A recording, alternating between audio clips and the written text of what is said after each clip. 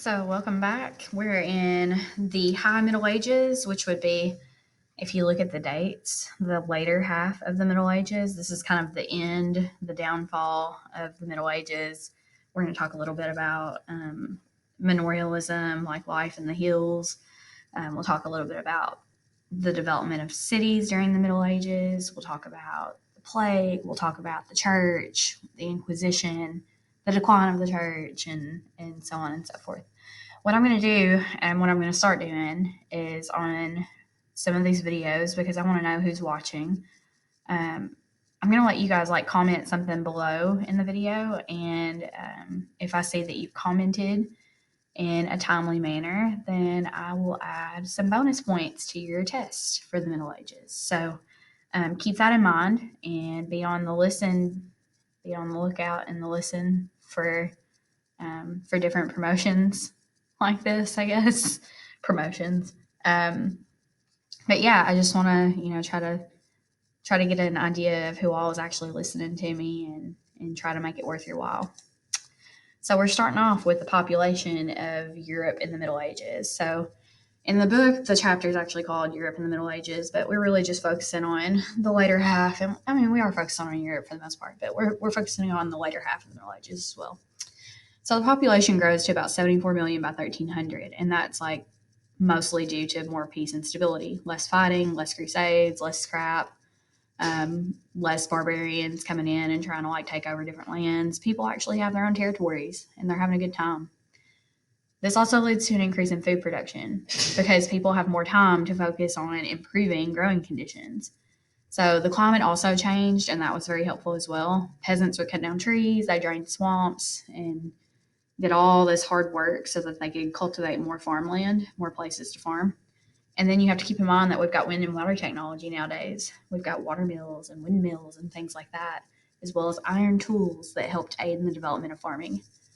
One of the most notable inventions was the invention of the Karuka, which is a heavy wheeled plow with an iron plowshare. And you have to understand that in northern Europe especially, the soil was really crappy, very thick, heavy clay soil, had a lot of rocks in it, and it wasn't really the easiest to farm or break up because it was so thick. But with the plow, you got to have some horses or donkeys or mules or something to pull the plow. But with the plow, it made things a little bit easier. So because these plows, like you see it here, these plows are very, very expensive. They're not easy to come by. So what they would do is an entire community or an entire village would probably buy one to share. And then the families of that community would also pull together and share their animals to help pull the plow. And because it's so heavy, many of the crops are just plowed in really long strips.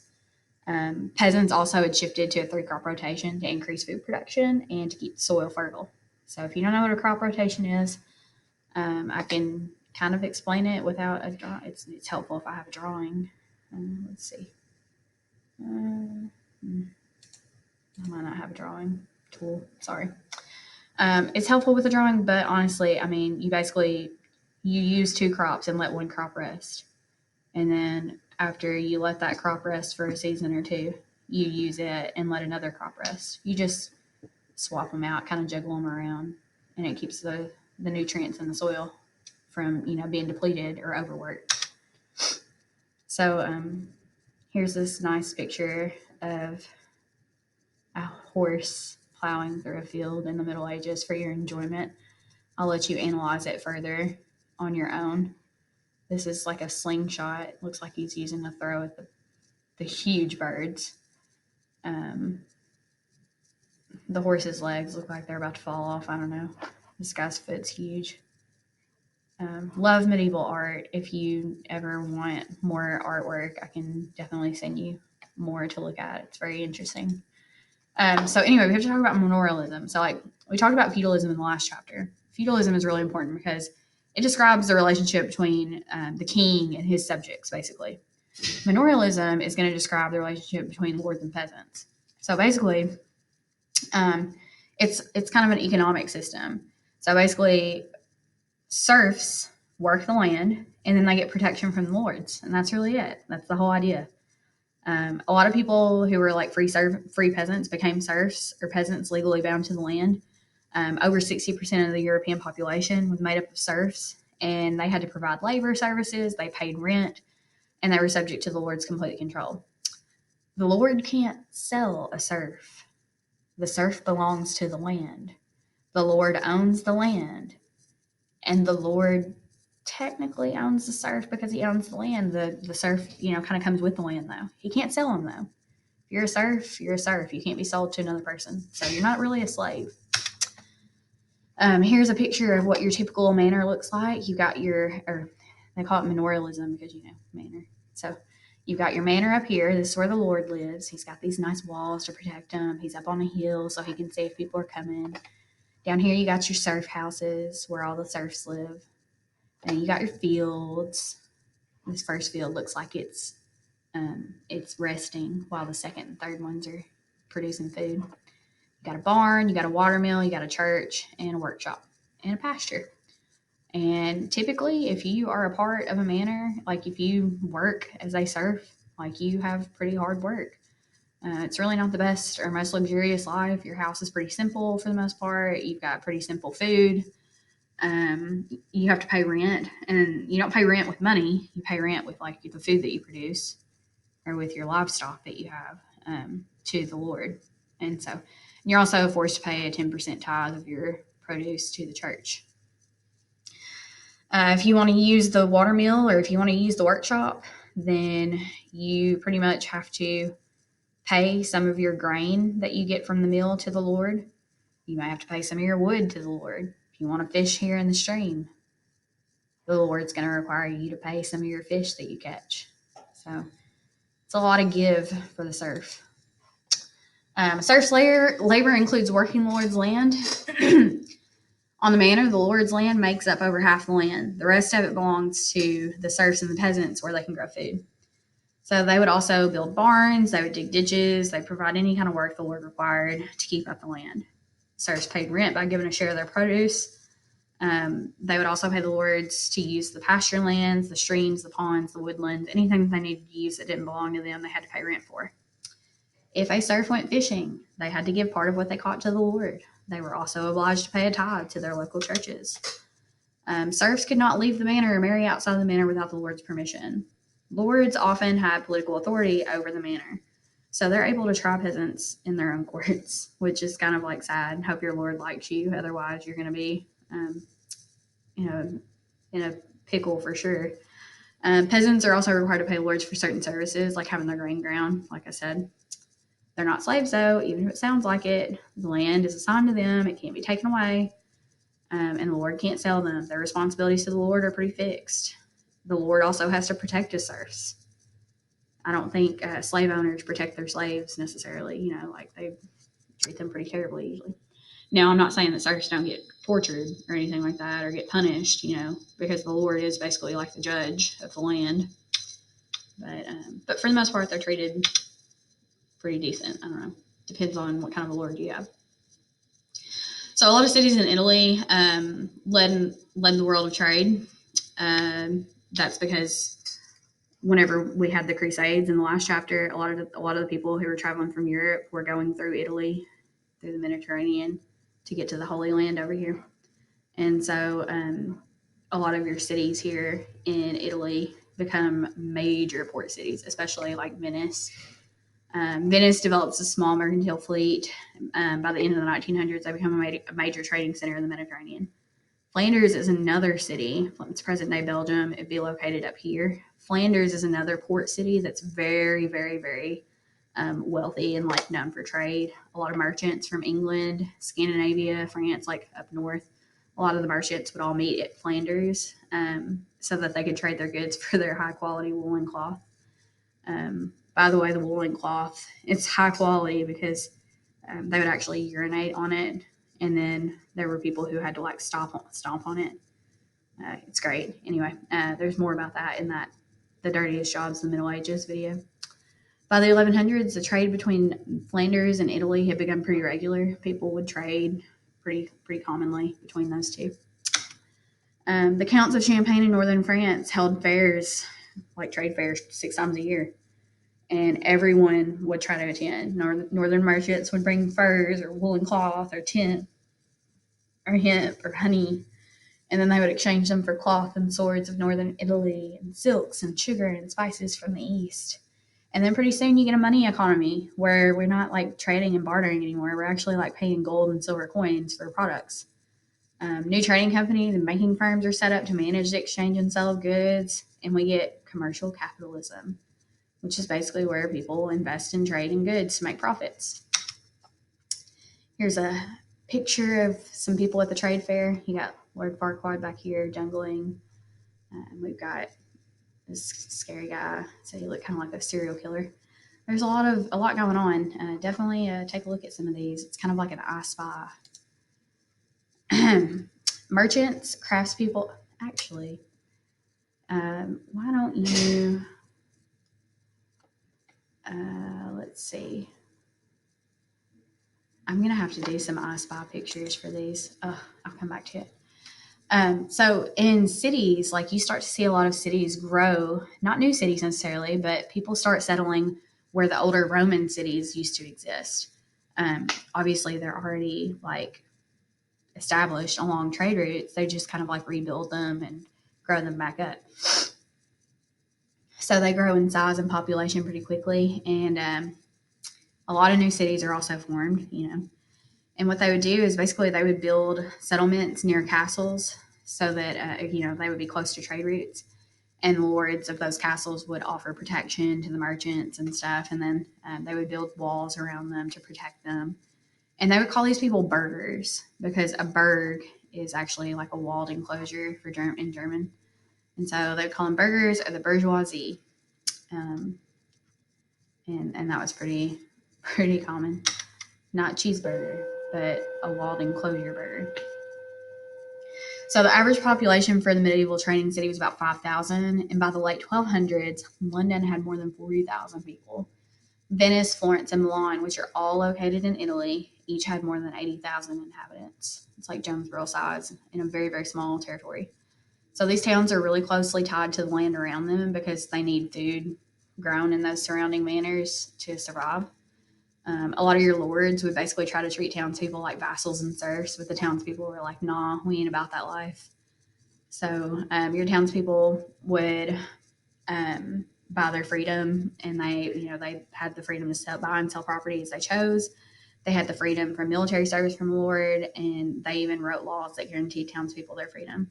Plus, they said if a serf escaped and they were, able to be free for more than a year in town, that they couldn't be considered serfs anymore. They gained their freedom.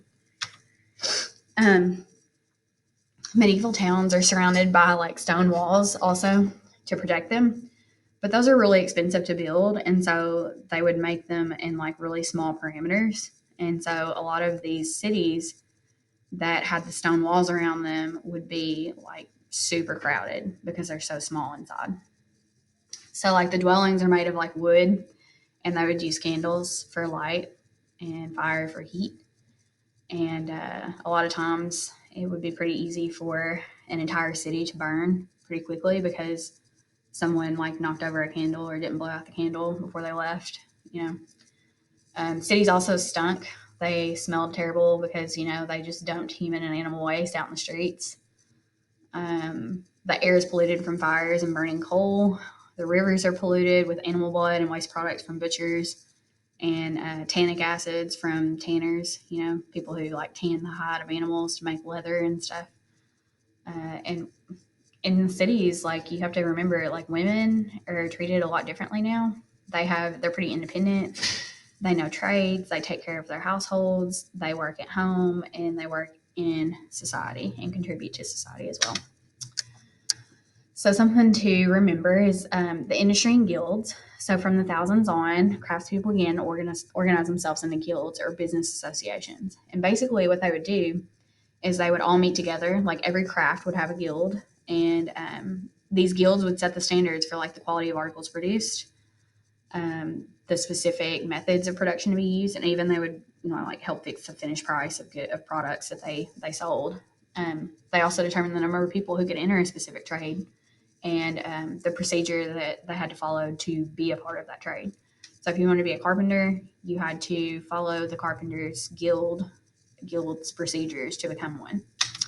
So if you wanted to learn a trade, you had to become, this is pretty typical, you had to first become an apprentice around the age of 10 to a master craftsperson.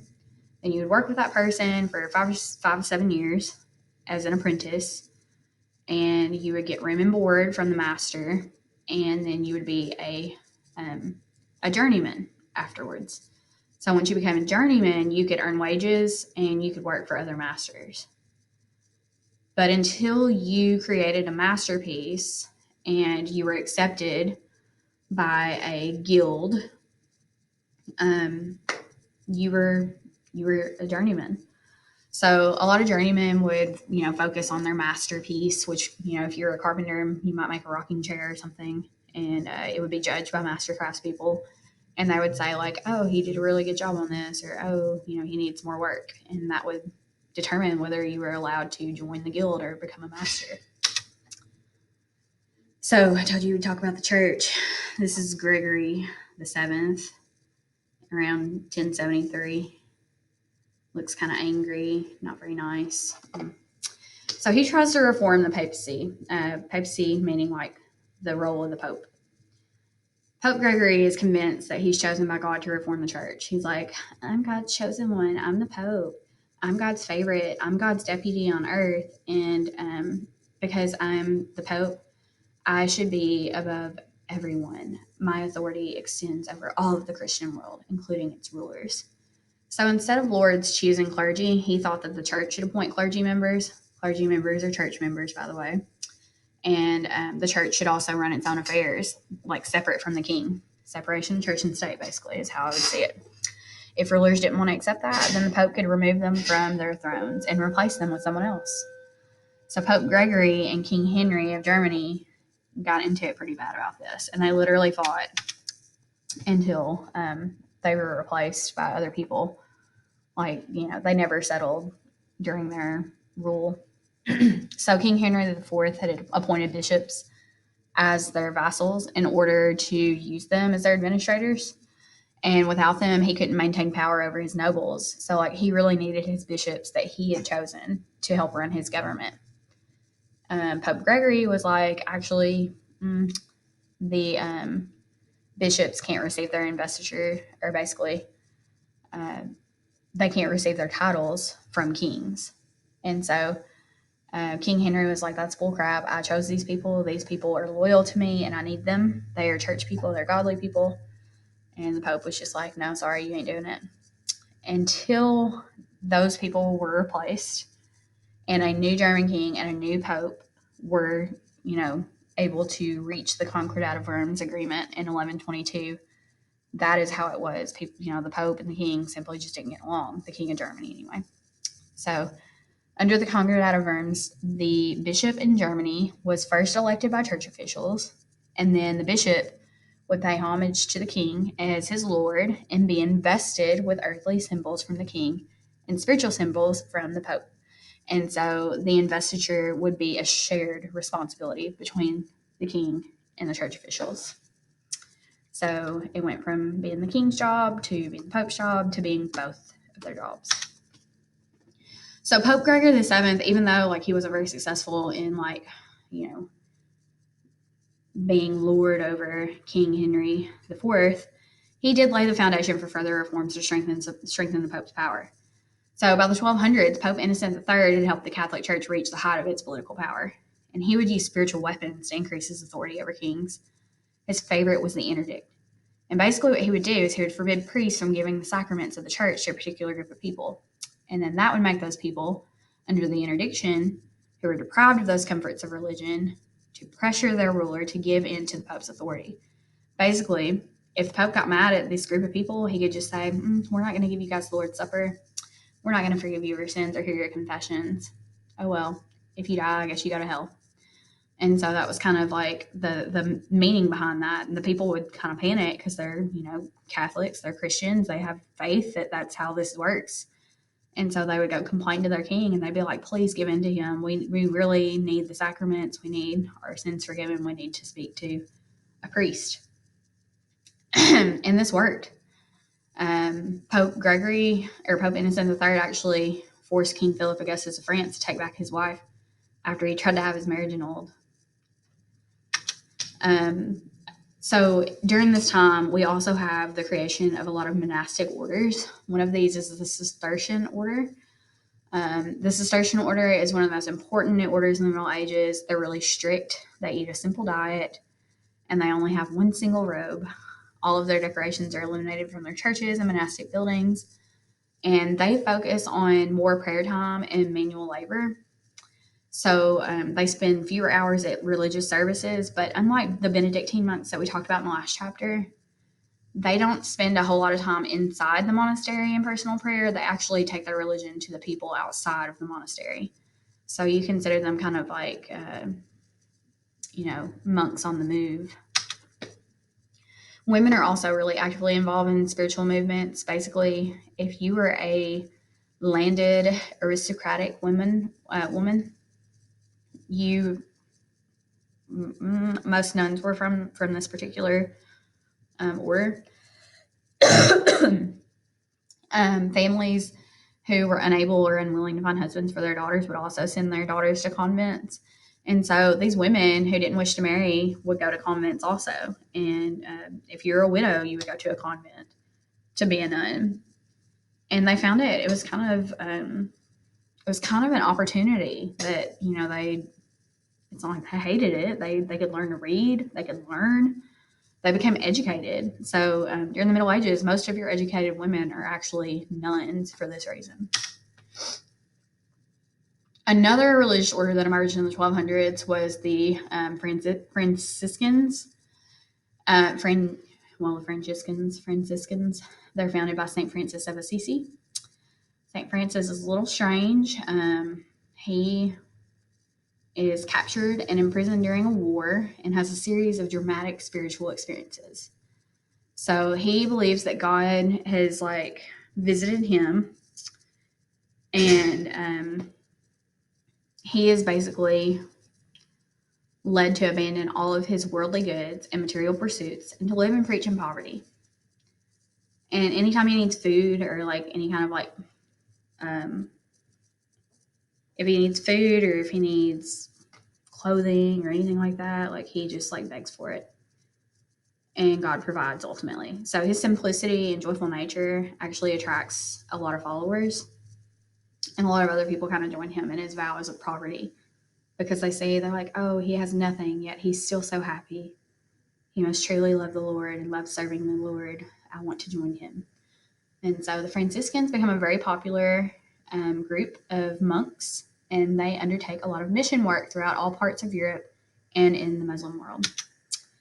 So another group is the Dominicans. So they're founded by a Spanish priest named Dominic de Guzman. Dominic wants to defend the church teachings from heresy, which is the Nile basic church doctrines. A lot of heretical movements have become especially widespread in southern France. Heretical just meaning that they don't believe in the church, basically, they see things differently or they question the church. So Dominic thought that the new religious order of men who lived in poverty could preach effectively would be best able to attack heresy. So he basically says, look, if we're living in poverty, we are focused on religion, we're focused on God, we can prove to these people who are heretics that God is real and that religion is, true, and convince them to leave their heretical ways. So what they do as a result is the church actually starts a court called the Inquisition or the Holy Office so that they can deal with these heretics or these people who are questioning religion. The Inquisition develops a regular procedure to find and try heretics. The Dominicans are really known for their roles as examiners of people suspected of heresy. So your Dominicans are kind of there to stomp out heresy, and they get a little crazy. I mean, people who confess to heresy perform public penance and receive punishments like flogging. You're beat, with sharp objects, sharp whips. In 1252, the Inquisition added the element of torture to extract confessions. Those who did not confess but were still considered guilty, and those who had done penance for heresy and then relapsed, were subject to execution by the state.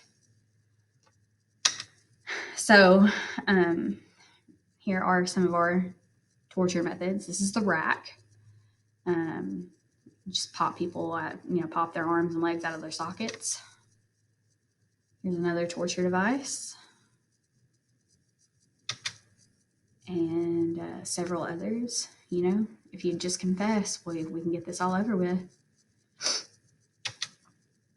And another one. And another one. And another. Some of these are pretty brutal. So basically, a lot of the information that they collect is hearsay at best. The majority of the time, it's just gossip. So, it'd be people just, talking about, she's using medicine to heal instead of praying. She must be a heretic, or, this person didn't come to church. Maybe they're a heretic. So the Inquisition would announce their presence in a town meeting and give people suspected of heresy time to confess, basically. If you didn't go to the meeting, then you were probably guilty. They assumed it because they're like, oh, you don't want to come confess? You don't want to come to our meeting? You must be a heretic. So if you were willing to confess, then you received a less severe punishment than those who the Inquisition had to search for. A lot of Christians believed the only path to salvation was through the church. And so to them, heresy was a crime against God and humanity. To save their souls from damnation, this was the right thing to do.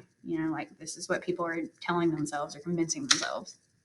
People are just terrified, though, in general. They try to follow the church's teachings closely, and the church got a really bad image because of this. The Inquisition lasted for almost 500 years, and some historians believe that millions of people died. The exact number isn't certain, but a small percentage of the total European population was definitely affected. Likely 1,500 to 5,000 people were executed during this time. Hard to say how many.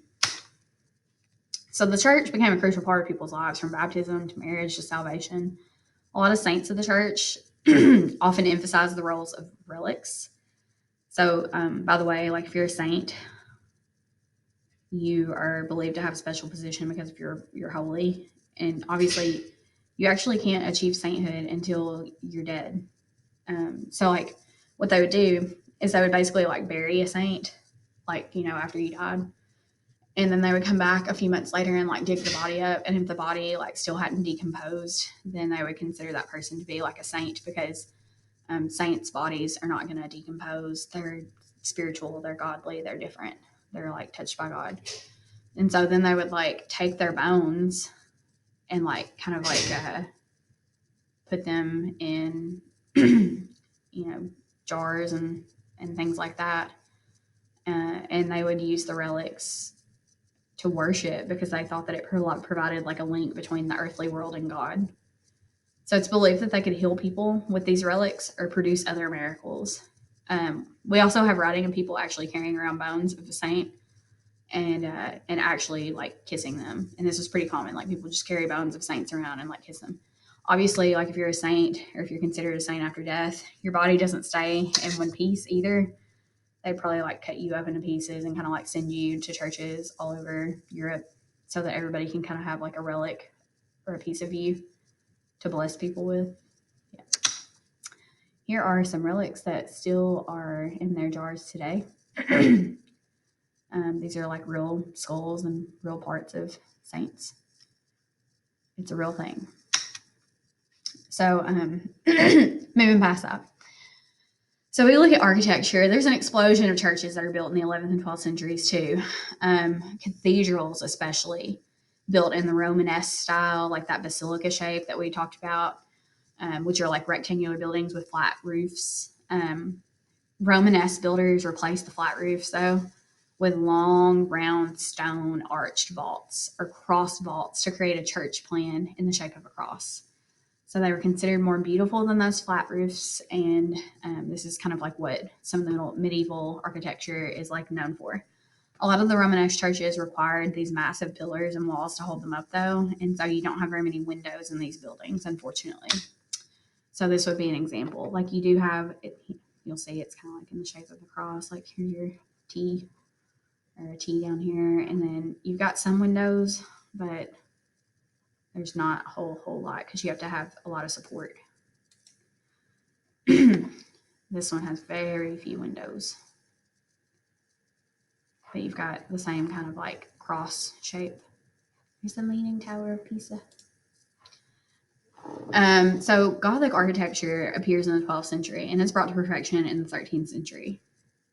So Gothic cathedrals are some of the greatest artistic triumphs of the High Middle Ages. So like two of the basic innovations made Gothic cathedrals possible, and that's the replacement of the round barrel vault of Romanesque churches and the combination of ribbed vaults and pointed archers and the flying buttress. So, which is a heavy arch support that's built into the outside walls. And like, don't worry, I'm going to show you a picture of this stuff so it makes sense. Gothic cathedrals were built taller, the closer you are to heaven, closer you are to God. And they had beautiful, huge stained glass windows that would depict religious scenes and scenes from daily life. It's like really pretty. These images are not very pretty. I don't know why they're blurry. I'm sorry. Ooh, here we go. So here you have the, you see how tall and beautiful it is. Got the big, beautiful windows. Got all these saints here. Oh, beautiful. Beautiful stained glass windows. So this is the flying buttress, and that's like a support, basically this like arch that allows these buildings to be built up taller, and it's just extra support for these buildings to support the big part here. So moving on, universities are developed during the Middle Ages, the High Middle Ages actually. So fun fact, University of today with the faculty and students and degrees is a product of the High Middle Ages. The first university appears in Bologna, Italy. The University of Paris is the first university in Northern Europe. And a lot of students and masters or teachers left Paris and started their own university at Oxford, England in the late 1300s. You probably heard of Oxford. By 1500, Europe had 80 universities, which is pretty cool. So a lot of your students are men, and they would study liberal arts, which are grammar, rhetoric, logic, arithmetic, geometry, music, and astronomy. Teachers would lecture by reading from a basic text, and then they would add their explanations, kind of similar to what I'm doing now. To get a degree, students would take oral exams after studying for 4 to 6 years. You can imagine having to take an oral exam after 4 years of high school to graduate. Pretty nerve-wracking. A student can earn a Bachelor of Arts and later a Master of Arts, just like you can now. A student can earn a doctor's degree in law, medicine, or theology after 10 or more years. So theology was the most highly regarded subject, and if you didn't know, it's the study of religion and God. Scholasticism is huge in the Middle Ages as well. It tries to reconcile faith and reason to show that you could be a member of the church and you could still use reason without it affecting your faith in God or in spiritual being. So basically, the whole point of scholasticism is to harmonize Christian teachings with the works of Greek philosophers. To say that just because these Greek philosophers were not Christian doesn't mean that what they said or what they taught wasn't correct, or doesn't mean that we can't learn about it. St. Thomas Aquinas made the most famous attempt to reconcile Aristotle with the doctrines of Christianity. So his best known work is Summa Theologica, and it's organized according to the logical method of scholarly investigation. So he'd ask a question and then cite sources to offer opposing opinions before reconciling them and then coming to his own conclusions. It's kind of like a research paper. Like, does God exist? Well, this particular story says this about this. This particular story says this. This story says this. I found this book that says this. Based on my findings, yes, God exists, or no, God doesn't exist. And that's typically how his book is written. And now we're on to the Black Plague, the Black Death. So the Middle Ages reached a high point in the 1200s. After this, a lot of things happened in the 1300s that lead to that lead to disaster, basically. Most catastrophic disaster in European history is the Black Death. There are many forms of Black Death, but the most common form was the bubonic plague, and that's where you have the boils that show up all over your body. It was spreading by black rats that were infested with fleas who were carrying a deadly bacterium.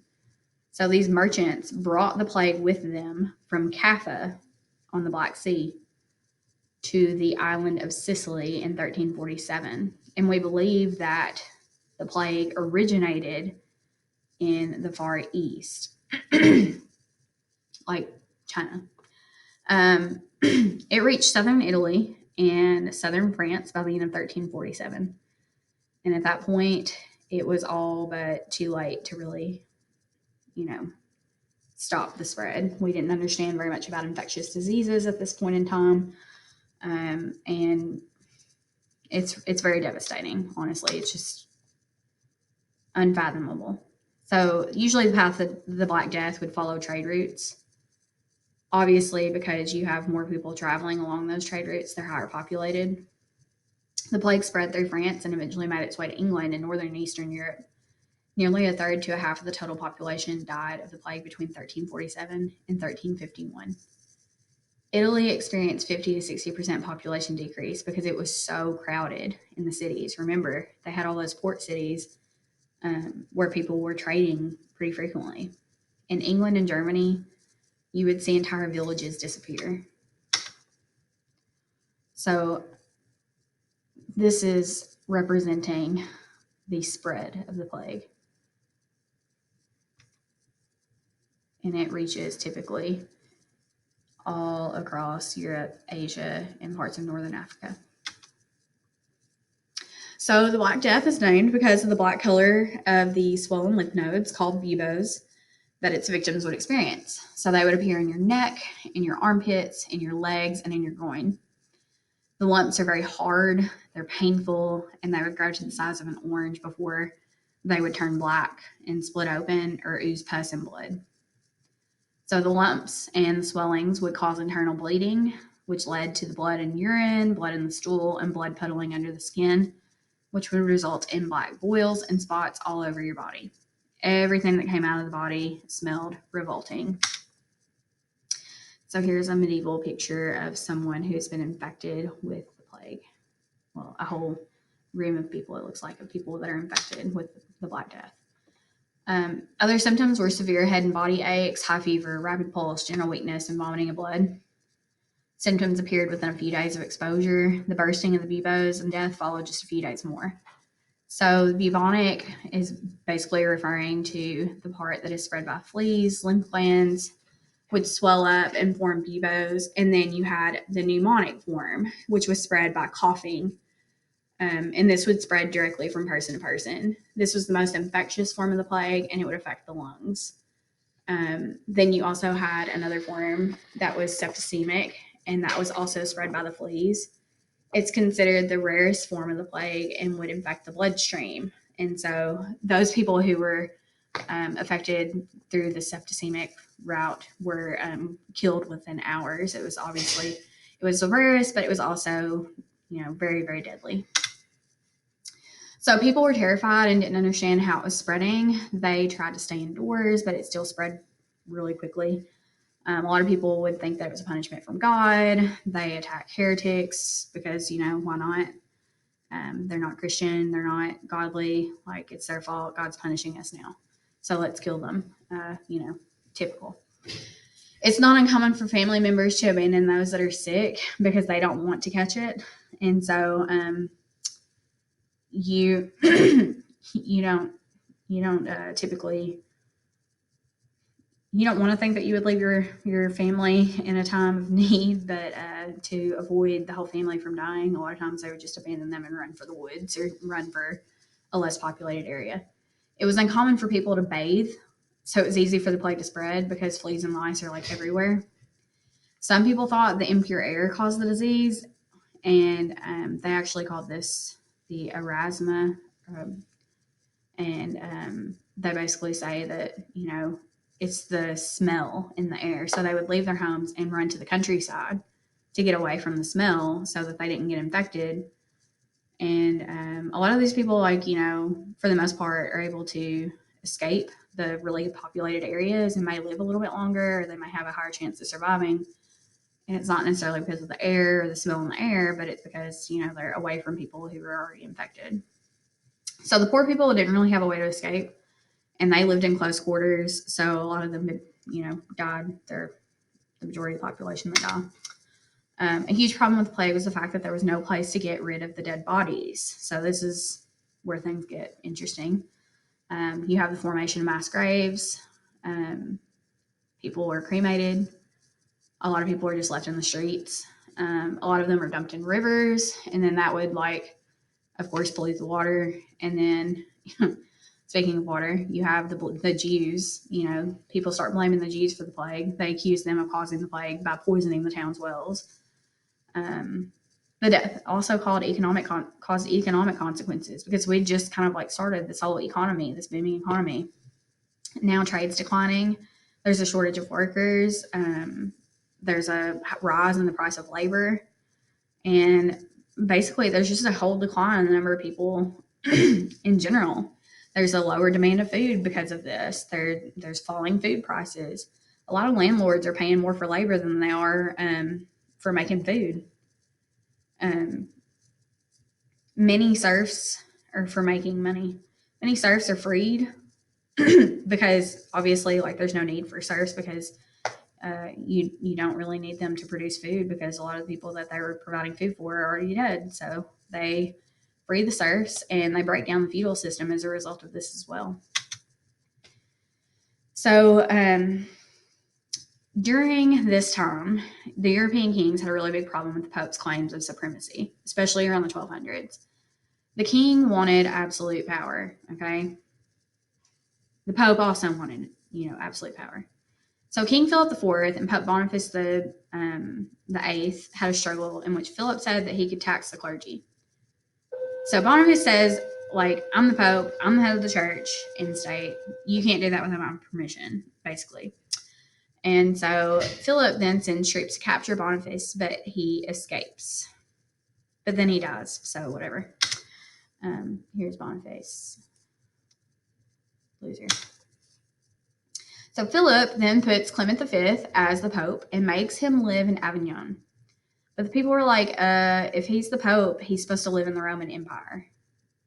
And so then the popes are basically flaunting their riches around, which is adding a lot of criticism to the Pope. And it said, people are to see these men loaded with gold and clad in purple, boasting of the spoils of princes and nations. They have forgotten their origin. You're supposed to serve God. You're the Pope. So in 1377, citizens said they wanted to elect a pope from Italy because they're tired of Clement V. So in 1377, they basically decide, the French are we're not going to follow your pope. We don't want your pope. They elect a new Frenchman pope. So then you have two popes. So with two popes, the Catholic Church is split, because France is we support this pope, and then he continues to live in Avignon. And then England is I support the Pope in Rome. So England and their allies support that Pope. So then both of the popes start to talk bad about each other and talking crap about each other. And they would call each other the Antichrist and stuff like that. Go figure, really godly. So obviously people would become really confused, and they didn't really know if they should trust the papacy at all. So honestly, it's kind of insane. If you could imagine, your preachers today, screaming at each other about another leader of another church being the Antichrist, I'm sure you probably have a hard time trusting them also. So in 1417, a church council meets in Switzerland, and they end the schism, or they end the split. They elect one pope that everyone's okay with. Then this guy, John Huss, calls for an end of the corruption of the clergy and the excessive power of the Pope in the church. And so when this happens, the church basically burns this guy at the stake in 1415. So yeah. So by the mid 1400s, the church had lost a lot of power. People were upset about the misuse of its power. I mean, this guy is basically just saying the clergy is corrupt and they need to chill out and not give the Pope so much power, and then they burn him because he's a heretic. So people are like, okay, we're starting to see that the church is a little full of themselves. They're burning people at the stake. They're screaming antichrist at each other. Like, we probably need to like back off from the church a little bit. So Christianity is like still really central to life, but the papacy and the church lost a lot of authority as a result of this. Here's John Huss getting burned at the stake because he was calling the Pope out about having too much power. Good times. So we're at the 100 Years' War. This is another problem in the late Middle Ages. So the 100 Years' War starts when King Edward III of England declares war on King Philip VI of France. So this is because England had a piece of land called the Duchy of Gascony. France took it away, so England retaliated. The war begins in a burst of knightly enthusiasm. So basically everybody just like gets excited because they're going to fight. They've been training for so long and they haven't had a reason to fight. So, they're like, yeah, let's do this. So France is heavily armed by cavalrymen or knights. They're on horses. Foot soldiers are not. They're inferior, basically. And the English, on the other hand, had an armed cavalry, but they mostly rely on peasants who are paid to be foot soldiers. They're not very good at it. The English had pikes or heavy spears and long bows. And so they're pretty prepared for the most part. A longbow had a greater striking power and a longer range and more rapid speed of fire than the crossbow. During the first battle, the French attacked with no battle plan. So they're really disorganized, and the English archers are able to like devastate them. And then at the Battle of Agincourt in 1415, the English attacked France in a muddy field and killed 1,500 French knights led by Henry V.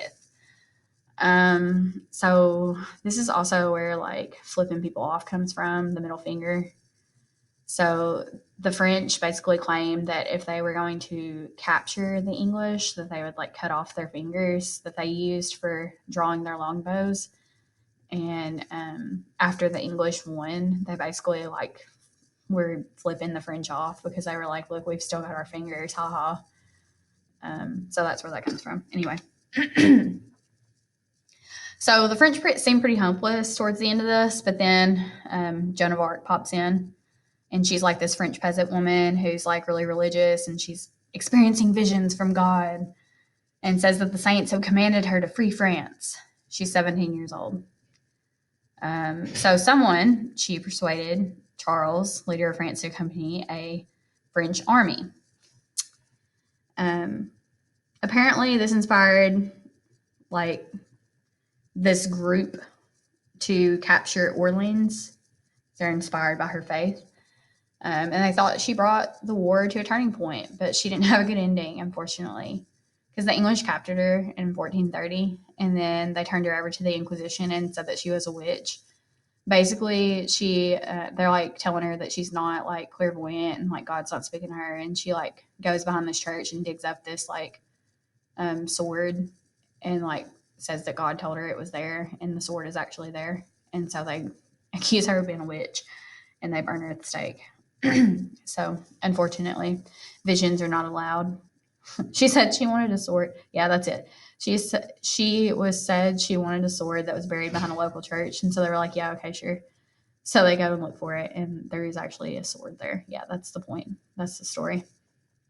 So the French won in 1453 because they discovered this thing called a cannon, and I don't know, maybe Joan's ghost helped them win too. Also, the war lasted for 116 years, not 100. So after the 100 Years' War, in France was exhausted, but they won, so they were kind of cool. And, they're like, hey, we're better than England. And they think that they're better than everybody because they've got this like sense of nationalism. They're the best. King Louis the 11th helps really strengthen France. He uses the tally, which is a tax, to gain a regular source of income for the kingdom. He consolidates power and promotes industry and commerce. And he's got a really strong monarchy coming in. England, on the other hand, they just lost this war. They were not doing too good economically. The monarchy was fought over until 1485 when Henry Tudor created a new dynasty with a strong royal government. He won over his people by not overburdening them with taxes. His son was Henry VIII. We'll talk about him later. And then in Spain had been struggling for a while, but at this point, there are just several independent Christian kingdoms. So they're not united just yet, but they will be united in 1469. Isabella and Ferdinand, who become the king and queen, get married, and then things kind of start to change for them. So they're from two different kingdoms, but they work together to strengthen their royal control in the monarchy. And they believe that religious unity is important for political unity. So they basically say all the Jews have to leave Spain or convert to Catholicism. And then they also tell the Muslims that they have to either convert to Catholicism or leave too, except for their more extreme. So instead of like giving them a choice or giving them time to like make a choice, they start forcibly baptizing them. And a lot like leave, they flee from Spain. Those who stayed usually continue to practice Islam or Judaism in secret. Um, they banned circumcision and Moorish dress, the type of dress that Muslims would wear. To be Spanish was to be Catholic, and you needed to be Catholic and Christian. So, whatever. By the way, Isabella and Ferdinand are the ones that helped fund Columbus and his mission across seas. Basically, like they helped pay for, the genocide of all the Native Americans. We'll get there. We'll get there later. So in Central and Eastern Europe, they just end up being a mess for a while. They don't have a strong monarchical authority like the others do. They have a lot of differences by Catholics, the Eastern Orthodox Christians.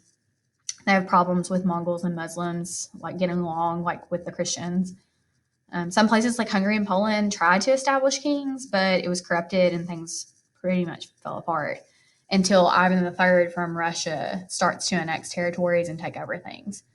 And that's whenever we finally get like a great kind of like Russian kingdom. So, and we'll talk more about that in the next couple of chapters as well. As usual, if you have any questions, please email me. I'd be happy to get with you.